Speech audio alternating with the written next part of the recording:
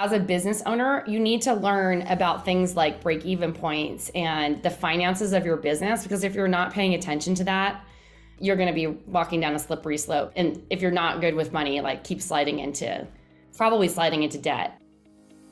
Welcome to Thrive by Design, the podcast for ambitious, independent jewelry brands looking to profit from their products. Get ready to make more and sell more doing what you love without spending every single waking minute doing it. Hey, and if you're a creative, fashion, or product-based business, I want to welcome you to the show. I'll be dropping big tips on launching, growing, and scaling your business so you can spend more of your precious time using your creativity to make money. You ready? All right, let's do this.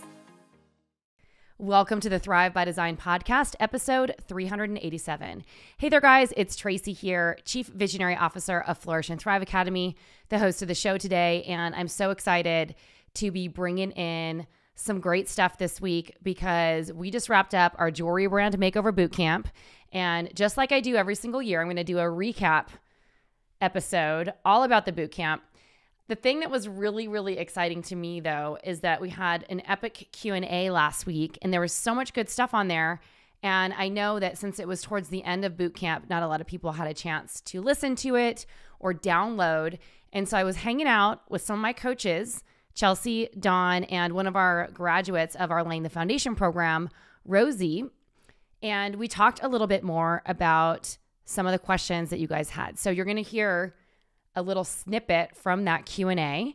And I think I'm going to be actually dropping some of these episodes, these Ask Me Anything Q&As, because I think they're super helpful. And unlike a podcast, you get to hear me kind of freewheeling, I guess is the best way to put it, when I'm answering a question like in our program or something like that, because I can go a little bit more in depth as opposed to having something a little bit more structured, like doing like a podcast where I'm like kind of walking you through something step by step, where I don't get to go as in depth. So today we're going to be talking about pricing, how to pay yourself, how to think about pricing when you're trying to figure out how much you should incorporate into pricing for labor and how that actually affects your pay. And then we are also going to be talking about mindset. So super great one. This is actually in response to one question, but it turned into a much bigger conversation. You're going to hear me and Chelsea and Dawn and Rosie talking about this. You'll hear us all in the background, and it's a great conversation. So we'll dive in just a moment, but I do want to mention that we are wrapping up our cohort for Laying the Foundation for 2023 as we're doing it as a cohort. And we're really excited for this group that is getting started today, actually. Super duper fun. And we're doing our kickoff call this afternoon. So if you missed out and you're still wanting to squeeze in, then reach out to us over at support@flourishthriveacademy.com or head on over to flourishthriveacademy.com/LTF.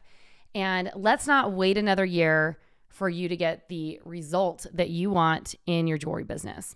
Now, at the beginning of the year, I made a statement that I wanted to help 1,000 jewelry business owners grow their business by 100K or add an additional 100K to their annual revenue. So if that's something that you would like to be a part of, please reach out to us because we'd love to support you in that. We have amazing programs over here. So if Laying the Foundation isn't the right program for you, if you're kind of in a more advanced stage of business, we have our Momentum program and also one-on-one custom coaching. So we would love to support you in that. And I'm just super excited with some of the things that are happening right now in our community because it's awesome. And we just welcomed an amazing group, over 170 people at the time I'm recording this podcast, into our Laying the Foundation program. So I'm super excited. I'm hoping that by the time this episode goes live, we have 200 people in there and we're going to crush it. So, all right, without further ado, let's dive in to this Q&A. I'm starting to work with gold filled when designing and creating my pieces. How does one go about pricing? Do you weigh the piece, measure the piece? I've been using $5 for 15 minutes for my labor, and that is insane. How do I get myself over this hump? Okay, you're making this question really complicated. What you need to do is to clearly identify what the cost of the materials that you're using for the piece. Sure, if you want to do that by weighing the piece at the end, that's fine. You time yourself making the piece, figure out how much time it takes to make, And then you would incorporate a labor rate based on the amount of time, based on the type of task it is. So the thing about pricing is in labor is this, and it's a big mistake. I've spoken about this many times during the boot camp, is unless you're someone like Chelsea and you have labored workers working for you and they are getting paid an hourly rate and you figured out like what they're making an hour, and that's like kind of what is incorporated. Basically what you would do, like for instance, if Chelsea was asking me this question, which she doesn't need to ask me this question anymore, but let's say that she was paying her people $20 an hour. I don't know what she pays her people, but let's say she's paying them $20 an hour. They're making all the jewelry. There's always going to be a little bit of extra time that is not spent that she's paying for them. So what I would probably do is like inflate that by a small percentage for whatever it takes or costs to make that piece of jewelry, incorporate that time segment into the piece of jewelry, and then that's how you identify your labor rate. For people who are making their own jewelry though, I see people saying like, oh, I incorporate $50 an hour, I incorporate $20 an hour, I incorporate $100 an hour. Well, that doesn't really make sense because a lot of you guys are all making jewelry that doesn't require a $100 an hour bench jeweler to make it. So the way that if you're making all of your own jewelry, what I would recommend that you do is that you understand what the market rate for that kind of labor is in your local area. Like if you were to hire someone else to do that, what would you have to pay them in order to do that, to make that piece of jewelry? So when I design a piece of jewelry, because everything's custom, I already know how much labor it's going to be up front because we do estimates with the jewelers and they tell us we have a price quote. I incorporate that into the piece. My jewelers charge like anywhere from $40 to $100 an hour, but they are working on very expensive fine jewelry pieces. And we have it dialed down, like for each stone set, we know the price it's going to be for each stone set. Now, if you're making handmade jewelry and there's stuff that's like hammered and soldered and it's made primarily out of wire, like that traditional look that we see a lot of people making, that kind of stuff, you could probably hire a bench jeweler for $20 to $25 an hour. That's just like because it's not advanced bench skills, it's more basic bench skills. And like, I just know from general market rates, unless you're in a really expensive place to live, that's what you would pay someone to do that kind of work, most likely. In general, like there's always exceptions to the rule. So you might say, Tracy, like in my market, we have to pay people $30 an hour. Well, then incorporate $30 an hour. I'm just giving you the general gist. But don't think of yourself as someone who is a $50, $100, or a $20 an hour wage earner. Sure, eventually you want to get to a place where you're paying yourself a regular salary. I know that that's not always the case and more challenging to do if you're not already doing at least $100,000 in your business. Your sales are going to be up and down. Some months are lower, some months are higher. Unless you're really good at budgeting, I know some people here are, and they can estimate and project what their sales might be. They're good at budgeting, all of that stuff. Until you get to that point, what I want you to think about is, what do I need to sell in order to have enough profit to pay myself the salary that I would like to make as a business owner? One of our earliest students, she's not making jewelry anymore, but she had she used to get stacks of orders like Chelsea did. Her name's Melissa Camilleri. She came in and coached for us for a while. She is a former teacher. She went back to teaching, but just in a different way. And she just had a baby. I found like an old post that she did in one of our groups, and she's like had this massive stack of like 108 orders or something like that. I remember when she first took laying the foundation, she's like, I cannot believe it. Like I was giving myself like one more shot and then I was going to go back to teaching. And she's like, after learning all of this stuff, I was able to start paying myself like $1,000 a month. And then I was able to replace my teaching salary, and then this, and then this. So what I will tell you is, if you set that goal and target for yourself, and I know that this question was about pricing, but it's really about the bigger picture, because pricing plays so much into everything else that you do in business, that having those targets and like an understanding of what needs to happen from down to the granular level of how you're pricing your jewelry will make a big difference in how much money you make in the long run. Does anyone, Chelsea, Rosie, or Dawn, do you guys have anything that you'd like to add to that, or how you figured out how to pay yourself? Because I think that that might be a helpful something for anyone. Chelsea, you might be a good person to talk to this. Yeah. So I basically use a method like what you were saying. We have like a little calculator that we use to do down per piece what they're getting paid. But honestly, I read that book Profit First like years ago, and that really helped me with like a better mindset on stuff. I mean, at this point, I pay myself whatever I would like to pay myself. And every time I go on a trip, I figure out how it's a write-off so I can travel more. But when I first started paying myself, I was like, if I needed to go out and get an actual job, would I take the job if it was paying me this amount of money? And if I said no, well, then I'm not paying myself enough to do my business. Like a lot of people, for some reason, when they're thinking about it as a jewelry business, they're like, well, I just need to pay myself $10 an hour. But Chick-fil-A pays more than $10 an hour. Like, you know what I mean? Yeah, Chick-fil-A pays $18.50. Like, at least pay yourself what you'd get paid to make a chicken sandwich, you know? So you just have to think of it that way. If somebody, like my mindset is, if somebody else offered you this as a job, would you take that amount of money? And if your answer is no, well, then you need to figure out how you can pay yourself more money. So most of the time it's going to be, you're going to need to raise your prices. But if you wouldn't take that dollar amount from somebody else, then you need to have a little pep talk with yourself about what an acceptable dollar amount is. That's so true, Chelsea. I love that. And the other thing that I want to remind you is that as a business owner, you need to learn about things like break-even points and the finances of your business, because if you're not paying attention to that, you're going to be walking down a slippery slope. And if you're not good with money, like keep probably sliding into debt. And so we teach you those skills as well. We get it kind of upfront.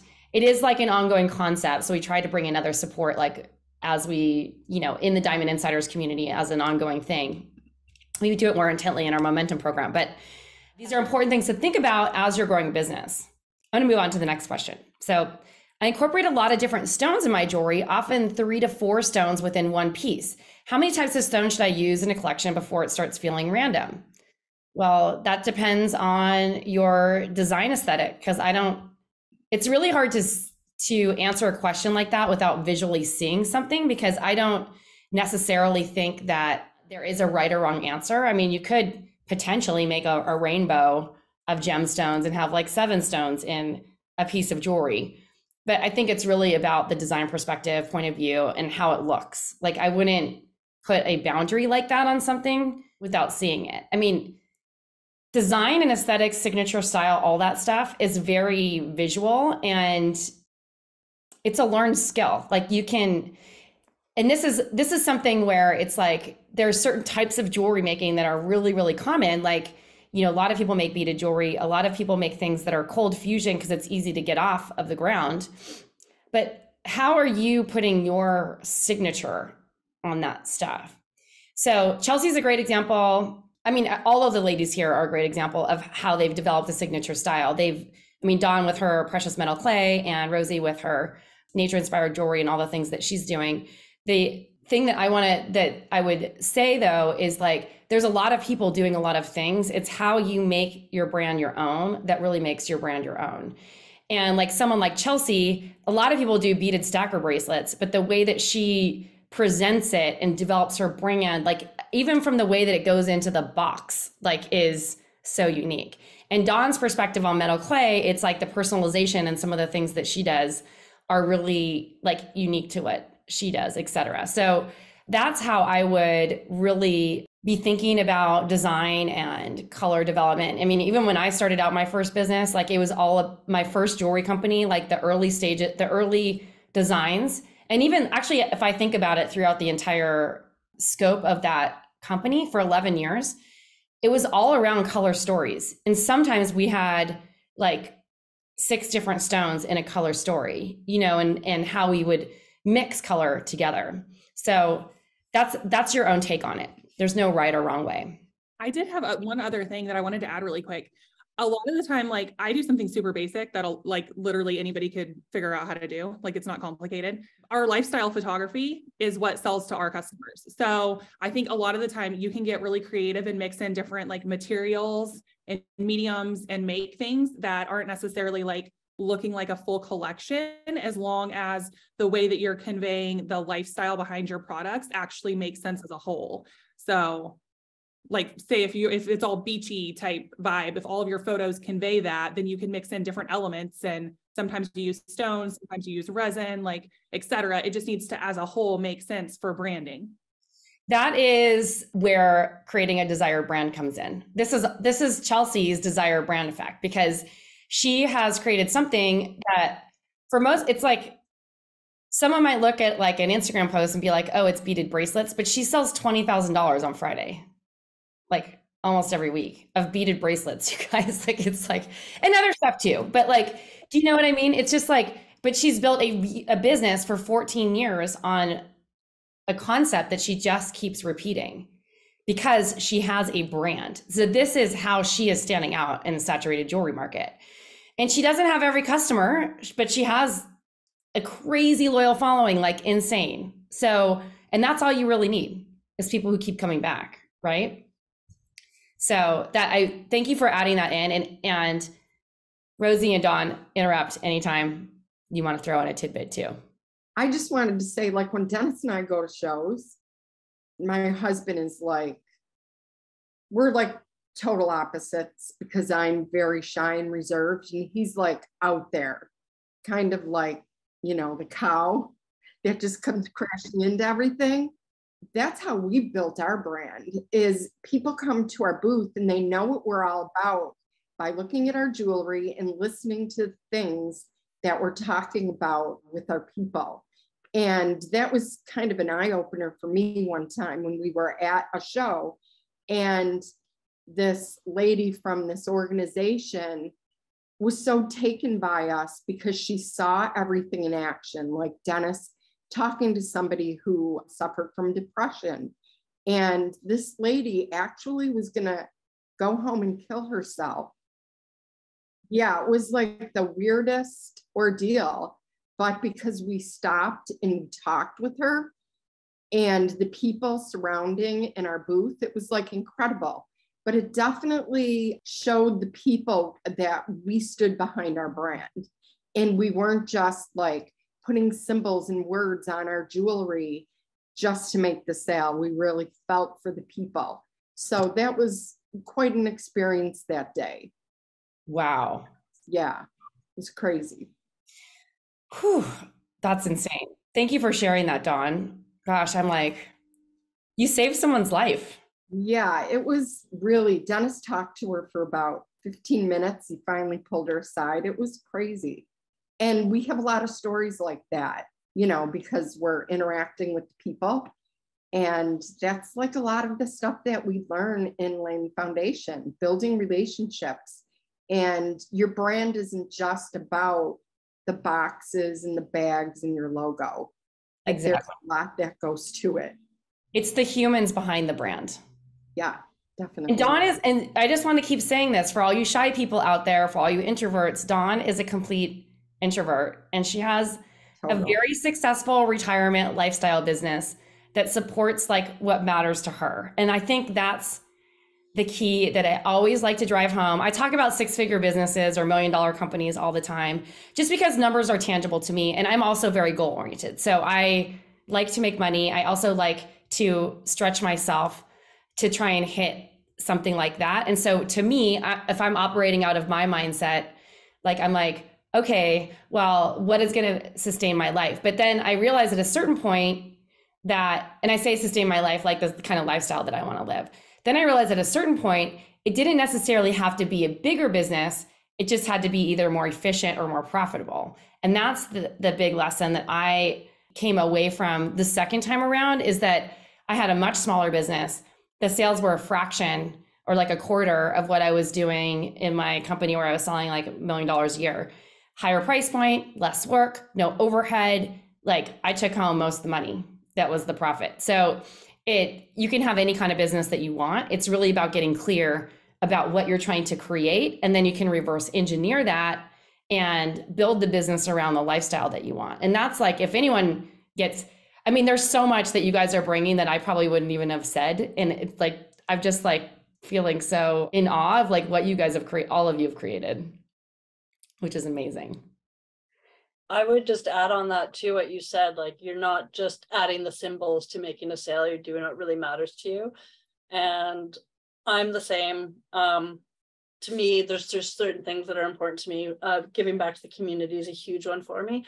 And it comes back to you. Like, I'm not doing it, I'm doing things that I really want to do. Like, I made a not-for-profit design specifically for the Canadian Club Support Society. And I just had one of surgeons admin buy one from me and say that she's going to this big retirement party for one of the top surgeons in Canada, and she wants to make sure she gets it to be able to wear to that event. Like, that's amazing exposure. I didn't make that pendant for that exposure. I made it because that organization is near and dear to my heart.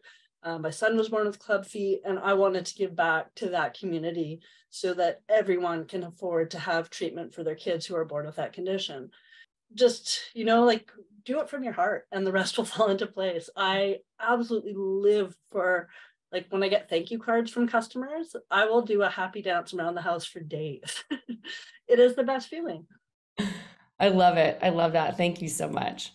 Gosh. And I've seen like all these people commenting about their experience with laying the foundation in the chat too. There was one I wanted to read out. Oh, Annie says, Chelsea, you're inspiring me. And then there's lots of comments about the rest of you too. But like, I just want to say this. I have a lower price point too. I can't believe what's possible. And Annie said, this is why I love LTF. You can be a fine jeweler or doing beaded bracelets. LTF works. I'm starting with round 2 with it. Awesome. Okay, cool. And then Amber's saying, I love people and I love opening my heart chakra and letting people see what Purple Girl Designs is all about. I love that. It's so exciting, Rosie. Great mindset. All right. Thank you so much for listening to this Ask Me Anything Q&A, all about pricing, paying yourself, what that really means, how to be thinking about your pricing, all the things. And yeah, I'm excited about it. Now, I know a lot of you participated in boot camp. We had over 8,000 people registered for the Jewelry Brand Makeover Bootcamp and our masterclass, How to Stand Out in a Saturated Market with a Timeless Jewelry Brand.